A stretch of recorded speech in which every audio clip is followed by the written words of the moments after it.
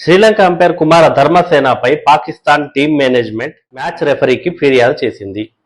Match Bangladesh తో జరిగిన మూడో వన్డేలో పాకిస్తాన్ 11 పరుగుల తేడాతో ఓడిపోయింది.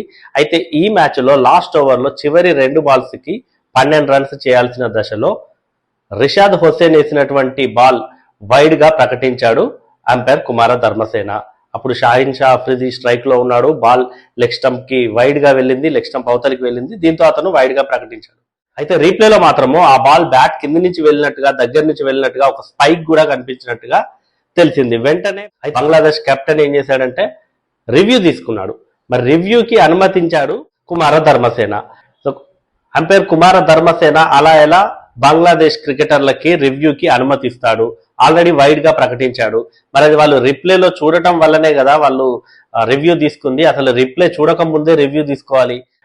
15 సెకండ్ల డిఆర్ఎస్ టైమర్ కూడా కనిపించలేదు అక్కడ. సో మరి వాళ్ళు ఆ పరిధి లోపు, ఆ టైం లోపు రివ్యూ తీసుకున్నారా లేదా అన్నది కూడా తెలియదు. సో మొత్తానికైతే ఈ విషయంపై మ్యాచ్ రెఫరీ నేమూర్ రషీద్ కి అయితే ఫిర్యాదు చేసింది. పాకిస్తాన్ 1-2 తేడాతో ఈ సిరీస్ ను కోల్పోయింది, 3 వన్డేల సిరీస్ ని. మ్యాచ్ లో అయితే గెలవడం చేత కాదు, కానీ ఎంపైర్లను నిందించడం ఏంటనైతే సోషల్ మీడియాలో వాళ్ళపై ట్రోలింగ్ అయితే జరుగుతోంది. మరి మీరేమంటారు?